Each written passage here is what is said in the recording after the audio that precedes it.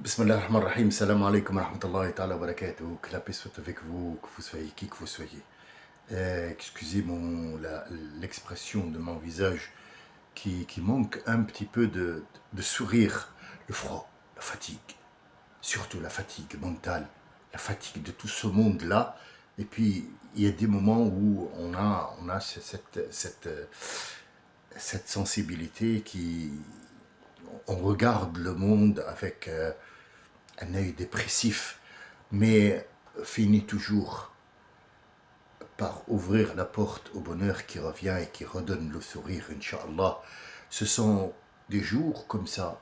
Et Allah Azza wa Jal nous dit dans le Coran, ذلك وتلك الأيام نداولها بين الناس. تلك, ça veut dire, c'est pas un verbe au passé, mais c'est tilka en prenant en compte celle qui est loin, celle qui n'est pas encore arrivée. Et celle-là, tilka, rassemble tout l'exemple qui va être donné ici, en l'occurrence, c'est al-ayyam, donc les journées.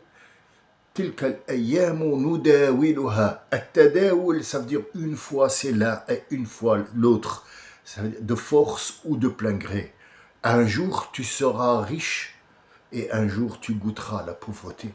Un jour tu vas rire et un jour tu vas pleurer. Tilka al-ayyamu nudawiluha, entre les gens, bayna an-nas, entre les gens, et non pas une sorte de gens. Tous goûteront à la gloire, que ce soit un quart d'heure ou des journées ou des siècles, peu importe. Mais tout le monde goûtera à tout ce que Dieu a créé. Un frère m'a demandé de parler du verset le plus long de la Baqara, de la vache, et je ne peux pas refuser parce que c'est un plaisir d'abord pour moi et c'est un devoir s'il me l'a demandé et que je l'ai et que je ne lui donne pas. Ma sentence, elle est déjà prononcée. J'aurais bien voulu être un professeur pour lui dire non, c'est pas encore le moment, mais s'il l'a demandé et que cette chaîne-là est entre frères et sœurs, et on se pose des questions, pourquoi pas celui qui a le savoir le donne aux autres, comme ça, chacun de nous a le manque chez l'autre qui va lui terminer, et un jour on sera tous, et on se doit tous d'être au même niveau, puisqu'on fabrique un seul mur, et s'il y a une pierre qui est faible, on ne peut pas reposer tout le mur dessus. Un jour ou l'autre, elle va craquer.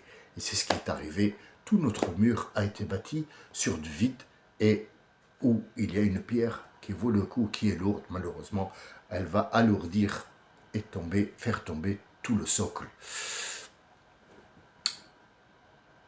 La plus longue sourate du Coran est la sourate numéro 282. 282. 282. Dans la Baqara. Sachez que la Baqara, il y a 287, si ma mémoire est bonne, ou 5. Excusez-moi si je me suis trompé, mais disons que c'est la sourate la plus longue du Coran. Et le Coran va, ainsi de suite, et descend il est en décroissance jusqu'à arriver au verset le moins ou le plus court du Coran. Donc, nous restons sur le plus long qui englobe et ne discute et ne raconte que quelque chose de très important, c'est l'argent et l'emprunt de l'argent. Pourquoi? Simple. C'est très simple. Le seul problème qu'il y a entre les gens, c'est l'argent. Il n'y a pas d'autre problème. Vous savez, dans le monde, on entend, oui, la croisade, les musulmans, la guerre pour la terre, la guerre de l'Ukraine, la guerre de je sais pas quoi, Gaza. Ils se battent parce que Gaza vient du mot gaz, où il y a du gaz dans la Méditerranée, donc elle est dans le territoire de Gaza, donc il faut absolument trouver une cause, comment tuer ces gens-là pour s'approprier, et puis commencer petit à petit à faire soi-disant une marinade où il y a des bateaux, mais le but, c'est pas une marinade, c'est pas touristique, c'est le gaz qu'il y a devant, le gaz qui est près de Chypre. Et Chypre, vous savez ce que c'est le berceau des commandements dans le monde. En fait, c'est tout un art, et ça, c'est à cause de l'argent. Allah nous dit, Ya ayyuhalladhina amanu, je vous parle à vous les croyants. Les croyants seulement. إذا تداينتم بدين. Ici c'est clair, c'est net, c'est très précis. Nous allons tout au long du verset parler de l'emprunt. Et seulement l'emprunt, il n'y a pas autre chose que l'emprunt. Entre qui et qui, quoi et quoi, comment, et puis après on rentre dans un autre verset qui vient après, c'est le 2, 8, 3, qui dit l'emprunt dans un voyage. L'emprunt dans le voyage n'est pas comme l'emprunt dans la vie normale, non. Non, la vie normale repose sur l'emprunt. Il n'y a pas une seule société, il n'y a pas un seul être humain qui n'a pas eu besoin d'un autre être humain ou d'un établissement ou d'une société où il est allé prendre de l'argent. Cet argent-là, où il va faire une catastrophe, où il va se passer bien, généralement, c'est très improbable que ça se passe bien si et tout dans les règles de l'art. La première des choses qu'il faut faire quand on emprunte de l'argent, c'est faktubuhu. Faktubuhu. Comment ça se passe? Comment ça, aktubuhu? Ça veut dire quoi? On va apporter un stylo, une feuille. Allez, non. L'explication du verset, d'abord il ne s'explique pas, il se vit et on en sort des choses. La première explication, c'est vous allez emprunter des sous, il y a celui qui emprunte, l'emprunteur, il y a d'autres acteurs qui rentrent en compte. La première des choses, faktubuhu. La seule obligation quand deux personnes vont donner l'un à l'autre de l'argent en emprunt, il faut absolument une troisième qui sera celle qui va écrire. Celle qui va écrire ne doit appartenir ni à l'un ni à l'autre. Elle doit être commise par les deux personnes d'un groupe tierce. On ne peut pas apporter quelqu'un qui va écrire ce témoignage, l'écrire. Ça ne sera pas les témoins, c'est celui qui va mettre les lettres et le nombre, combien de combien. C'est ce qu'on appelle, nous, dans notre monde et jargon d'aujourd'hui, le notaire. Quelqu'un qui va donner à quelqu'un d'autre, il faut qu'il y ait une assistance hors l'entreprise. Ce qui ne se fait pas dans les banques. Autre personnage important. Alors, excusez-moi si je passe, mais vraiment comme un vent, parce que c'est beaucoup de détails. C'est beaucoup d'analyses, et croyez-moi, c'est tout un monde. C'est tout un monde. Notre monde d'aujourd'hui, et celui qui est passé, moi, repose sur ce verset-là. Ce sont les lois du prêt et de l'emprunt et du remboursement du prêt. Tout est sur ce verset-là qui est très facile. Alors nous avons l'emprunteur, la personne à qui on emprunte, et celui qui va écrire et rédiger les termes du contrat. Jusqu'à combien? Qu'est-ce qu'il a emprunté? Dans quel endroit? Dans quelle situation? Qui est l'emprunteur? Qui est celui qui a prêté? Et ainsi de suite, et il va tout noter au moindre détail. Il faudra avec ça 2 témoins. Les témoins sont appelés aussi d'un autre parti, d'un parti tierce. Il ne faut pas qu'il soit avec l'emprunteur et il ne doit pas être avec celui qui prête. Pourquoi? Pour ne pas avoir ou être dans la confusion ou alors le faux témoignage d'après. Et leur témoignage n'est pas important chez Allah, il est important chez vous.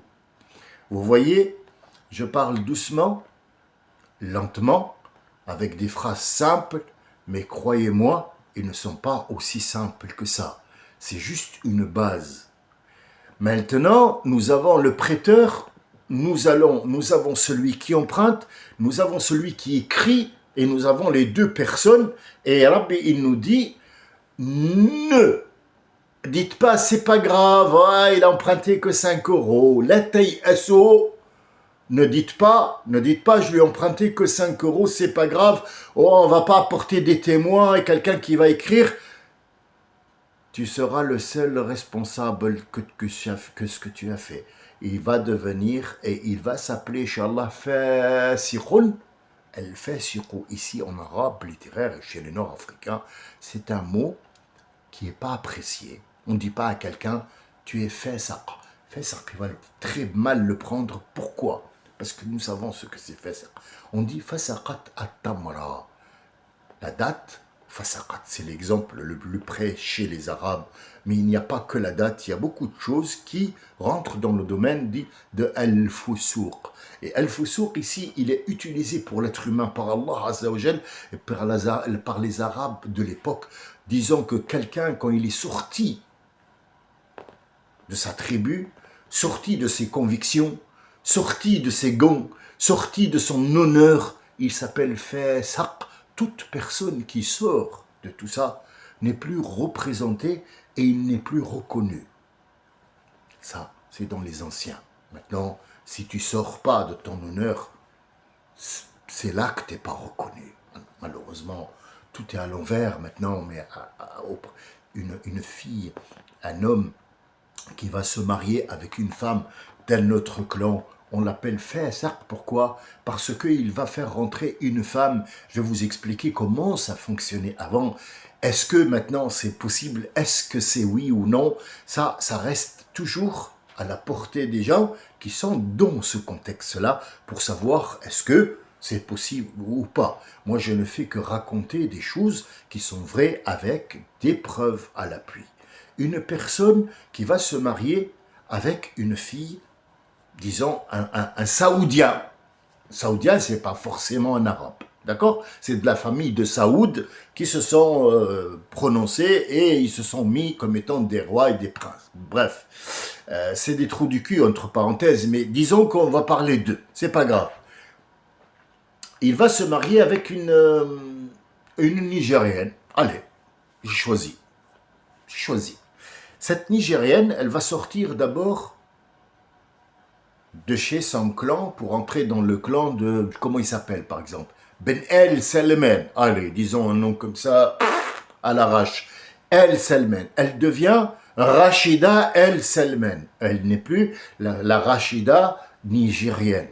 Elle est sortie de là où elle était, du rang où elle était, ou de la tribu, pour entrer dans une autre tribu et donner des enfants à ce monsieur qui vont devenir El Salman moitié. Ça et moitié ça. Pour sa famille, El Salman, elle est rejetée. Ou alors, elle va se plier au protocole. Le protocole s'appelle « Tes enfants et toi, vous n'aurez plus jamais aucun contact avec votre tribu. » Pourquoi? J'y arrive.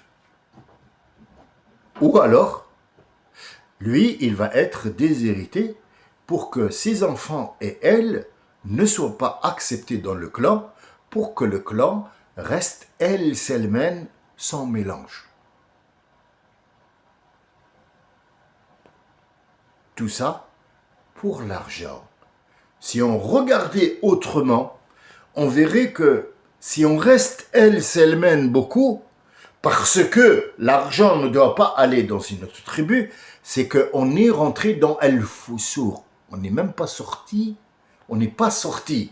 Mais quand même dans ce renfermement qui va arriver à un certain moment où il y aura la consanguinité et il y aura des Mongoliens dans la famille et des gens qui sont mal formés parce que le sang ne s'est pas renouvelé, on va trouver Al-Fusuq. Donc, al-Fusouq, c'est pas forcément quelqu'un qui sort de sa tribu.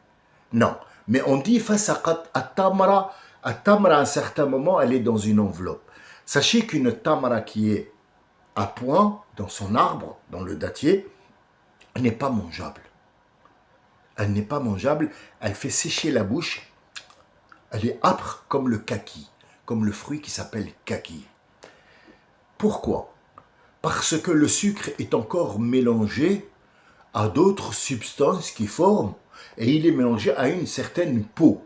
Nous appelons cette peau-là, chez l'être humain, des tissus cicatriciels. Après avoir fait une opération, la cicatrice, elle ne revient pas cicatrice, ça veut dire normal, la peau s'est ressoudée et point la ligne. Non, elle forme une nouvelle peau qui vient consolider la peau d'origine qu'on a ouvert ou qui s'est ouvert ou une plaie ou peu importe. Et en plus, il y aura en bas le sang qui va coaguler et il va encore faire une autre couche. C'est ce qui se passe chez le fruit. Pour qu'il puisse conserver son sucre, il va à fur et à mesure perdre l'eau qu'il y a dedans et il va perdre la première couche, la deuxième couche et là on a la date que l'on connaît qui est ridée. Pourquoi elle est ridée? Parce qu'il n'y a plus de sucre dedans, il n'y a plus d'eau dedans et il ne reste plus que le sucre. On dit fasaqat at-tamra. Il n'y a plus grand-chose dedans que le sucre qu'il y a dedans. Sachez que le sucre qui est dans la date n'est pas du sucre qui est mauvais pour la lune, mais il contient du magnésium, du potassium, beaucoup de choses. Mais là, en l'occurrence, on parle d'un fruit et de vitamines. Et là, on parle d'argent. Laissons elle, Selmen et la nigérienne et le mariage et tout ça. Revenons à l'argent. Moi, j'ai de l'argent, je vais te donner de l'argent. D'abord, pourquoi je vais te donner de l'argent? Pourquoi? Pourquoi moi je dois te donner de l'argent? Ouais, mais je suis ton frère. C'est pas parce que tu es mon frère que je vais te donner de l'argent.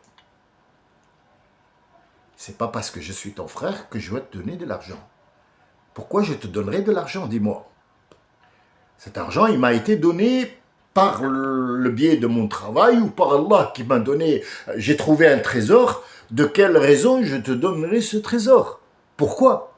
Mais je peux, éventuellement, pour que cette société fonctionne, je peux te prêter cet argent. Je vais te prêter. Ça veut dire que je vais te donner une somme d'argent avec laquelle tu vas travailler ou faire quelque chose, ou alors je ne sais pas qu'est-ce que tu as à faire avec, mais tu vas me la rendre. Or, je ne suis pas sûr que tu vas me rendre cet argent. Donc, je vais prendre d'abord quelqu'un qui va écrire au mot et au millimètre et au sous près ce que tu as pris de chez moi et dans quelles circonstances, surtout, à quel moment tu as emprunté cet argent, parce que demain je pourrais mourir, cet argent-là, il faut que dans l'écrit sera remboursé à son fils ou à sa fille ou à sa mère si cette personne n'est plus là. C'est très important pour garder un équilibre dans cette vie, sinon on devient dans une jungle. Regardez où ça va. Déjà, à fur et à mesure qu'on avance, 5 petites secondes, on ouvre des portes et on rentre dans un autre monde qui est dans lequel on vit et dans lequel les autres ont vécu avant nous. Mais on n'en est pas conscient parce que pour nous, Mohamed, salut, اسمح لي راهو والله j'ai besoin de 5000 euros parce que la voiture elle est tombée, tu sais que je suis travaillé et tout ça. Allah l'azim, je suis ton frère et tout ça. Ouais, d'accord, quand est-ce que tu dis wallah, le mois prochain, pourquoi t'attends pas le mois prochain et tu fais ta voiture avec ton propre argent? Ah, parce que je dois aller travailler, c'est comme alors déjà ouvre tes yeux, arrête de me cacher tes yeux pour que je te regarde en face. Une. Arrête de me mettre des mots. Wallah al-azim, bismillah, wallah, tout ça. Arrête de me mettre. Comment on fait ça? Il y a quelqu'un qui va écrire. Te casse pas la tête à faire des mots et à faire des gestes parce qu'il y a quelqu'un qui va écrire. Et ici, le poids dans ce verset repose sur celui qui va écrire. Il va avoir des menaces ou bien surtout des mises en garde et non pas des menaces. Des mises en garde d'Allah Azzawajal. Faites attention, celui qui écrit, fais très attention à ce que tu écris. Parce que tout repose sur toi. Il aura beau lui dire, je lui ai emprunté 50 000, et l'autre il dit non, j'ai pris qu'1 euro seulement. C'est à toi et tes écrits que repose toute cette société. Si toi, tu ne fais pas ton travail de quelqu'un qui note, donc tu es un notaire, assermenté, attention, tout bascule dans l'horreur après. Et croyez-moi, il y a beaucoup de gens qui se sont entretués pour un prêt qui n'a pas été écrit.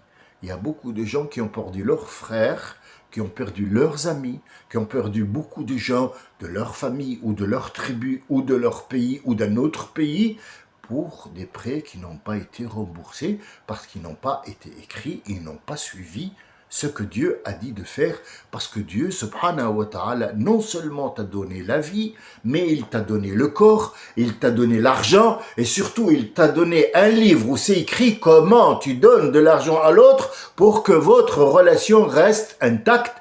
Et il y a ce qu'on appelle un proverbe, si tu veux perdre un ami, prête-lui des sous. Mais si tu prêtes de l'argent à un ami, peu importe l'amitié que tu lui portes, fais écrire par quelqu'un.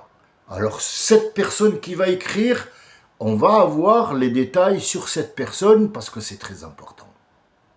Celui qui doit écrire, il doit écouter celui qui a emprunté et non pas l'emprunteur. فَلْيُمْلِلْ celui qui a emprunté, الَّذِي عَلَيْهِ الْحَقِّ, celui qui a pris le bien de l'autre, c'est lui qui doit prononcer les mots devant celui qui lui a donné. Qu'est-ce qu'il doit dire? J'ai emprunté, moi, X plus Y, la somme de telle personne, le jour tel, et je m'engage à le retourner ou à le redonner sur 3, sur 1, sur 4, tel et tel et tel et tel.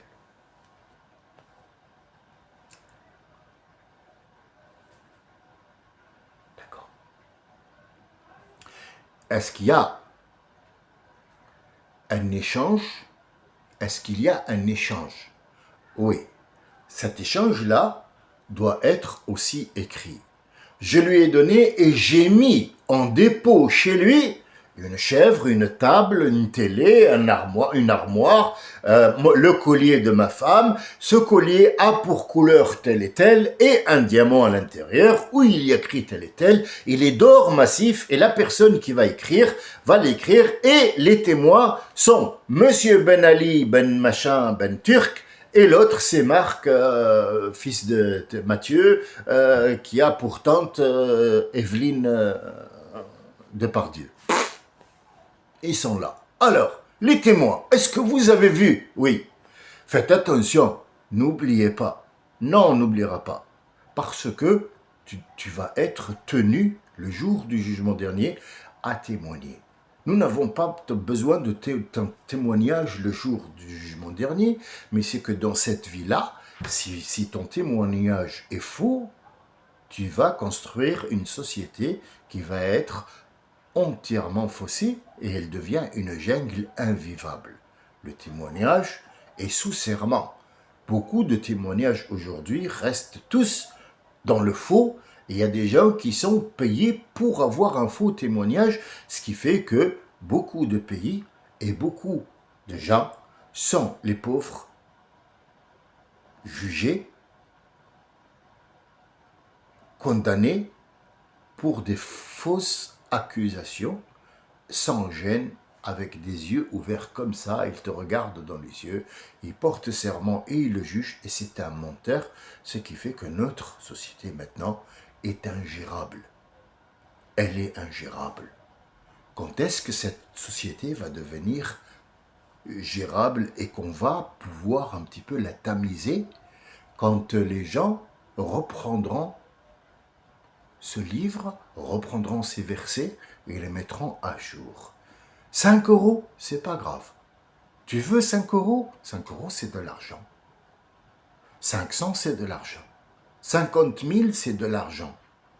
Mais 5 euros, c'est de l'argent. Prête-moi 2 euros, s'il te plaît. Parfois, il y a des gens qui ne se parlent plus jamais de la vie pour 2 euros seulement. Dans le marché, wallah, j'ai pas de monnaie. Donne-moi 2 euros, mais on habite ensemble. Subhanallah, je vais te le donner. Là. Jamais il lui redonnera ces 2 euros. L'autre, les 2 euros commencent à grandir dans sa tête. Au début, c'était rien. Il aurait pu lui pardonner, lui dire non, mais tiens, ne me donne pas. C'est pas grave, vas-y, c'est de bon cœur.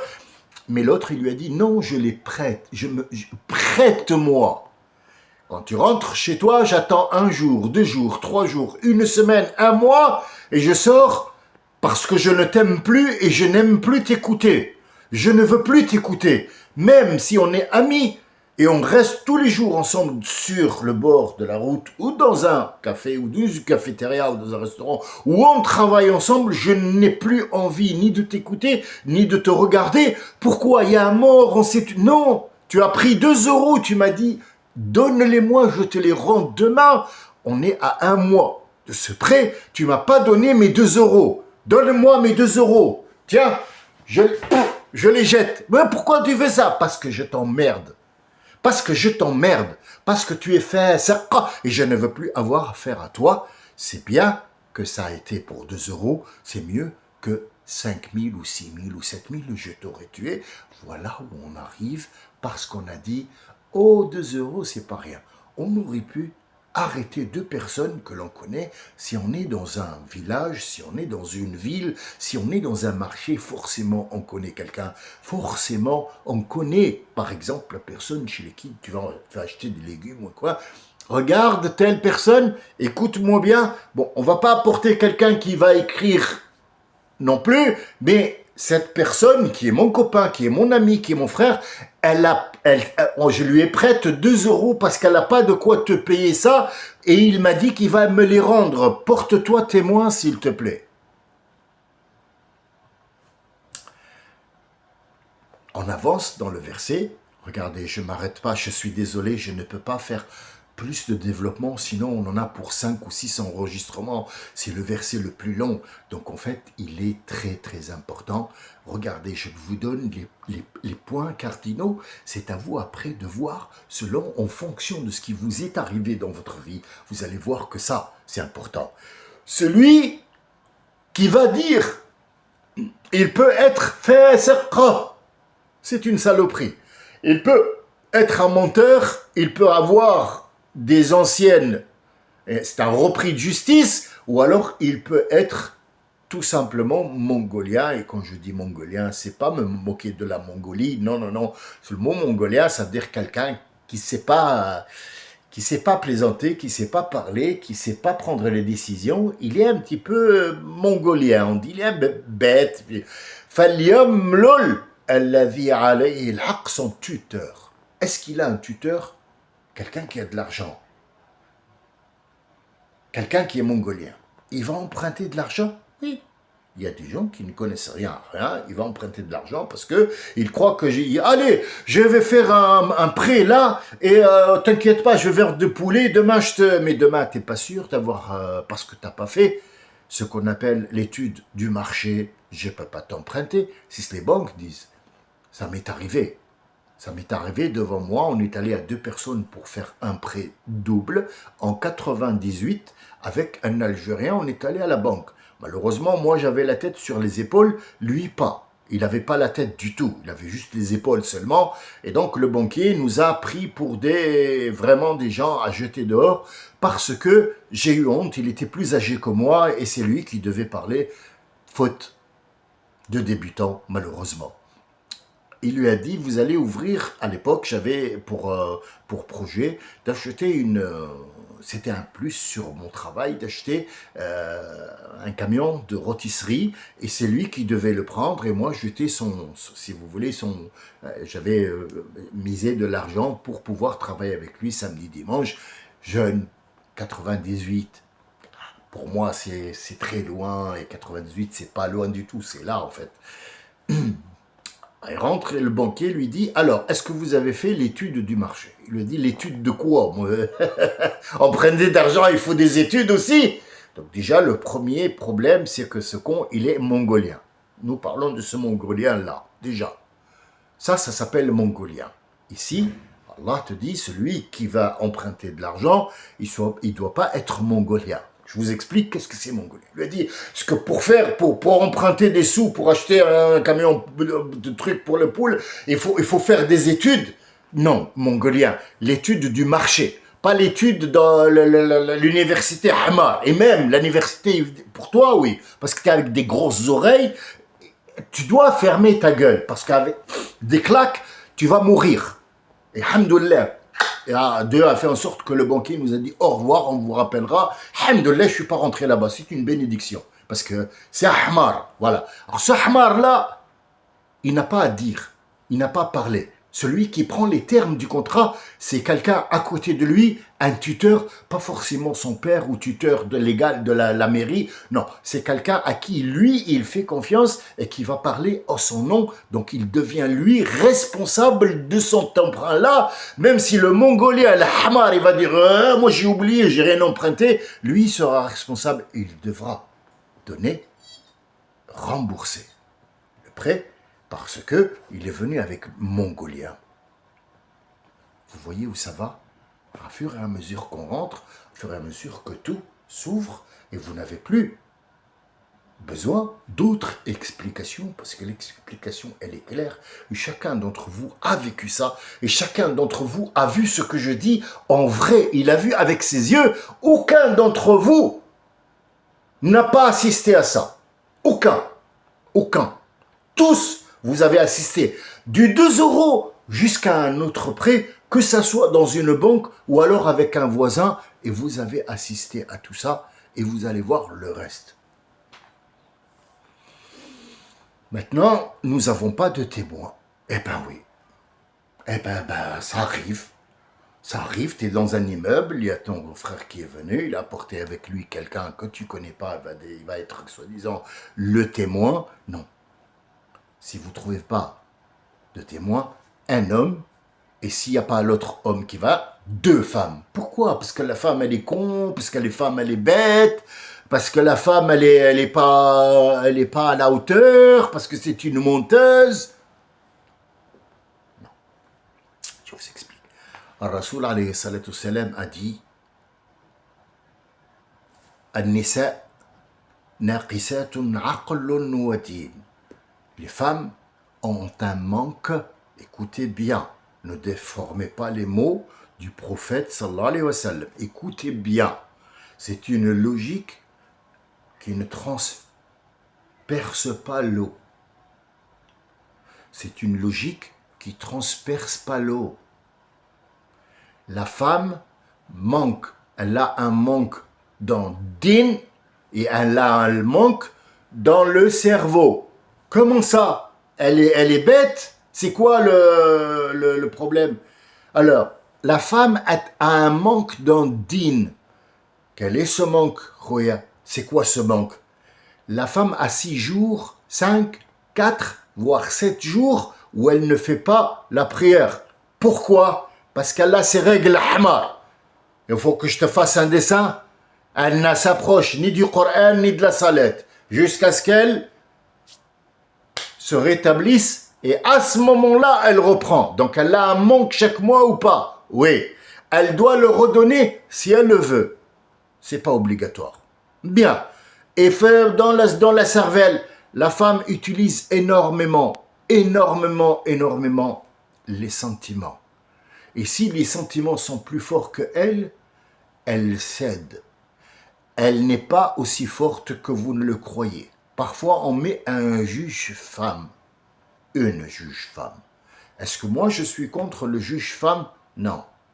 Mais les juges femmes ont tendance à être plus sévères que les hommes. Ça ne veut pas dire que tous les hommes sont faibles dans le jugement. Non. Ou ça ne veut pas dire que toutes les femmes sont des pestes dans le jugement. Non. Chaque fois que vous voyez une entreprise où il y a des femmes, sachez qu'il y a une guerre intérieure que vous ne voyez pas. Vous n'avez même pas idée de la guerre qui se trouve dans une entreprise où il y a des femmes. Si seulement c'est pas les compétences, c'est juste le sentiment que cette femme n'aime pas l'autre parce qu'elle regarde ce que cette femme, elle fait, et les sentiments rejaillissent, et du coup, elle va la détester et elle va tout faire pour l'anéantir. Sachez-le, vous le savez, et vous pouvez le voir, que ce soit dans la réalité, que ce soit vous avez des femmes qui travaillent tous les jours, elles rentrent, et tous les mois, si par exemple elle a un problème avec un mec ou une femme, il y a toujours derrière une autre femme qui l'emmerde dans le travail, qui a un chignon, qui a un truc, qui fait des gestes qu'elle n'aime pas, et ça la met en rogne, et cette rogne-là fait en sorte qu'elle ne va pas témoigner correctement. Je vous remercie. On suivra, Inch'Allah, le reste de cette sourate, bi'idhnillah, cet après-midi, parce que le devoir m'appelle depuis tout à l'heure, on n'arrête pas de m'appeler. Je suis très, très demandé dans mon travail. Et il faut absolument que je sois prêt. Salam alaikum wa rahmatullahi wa barakatuh.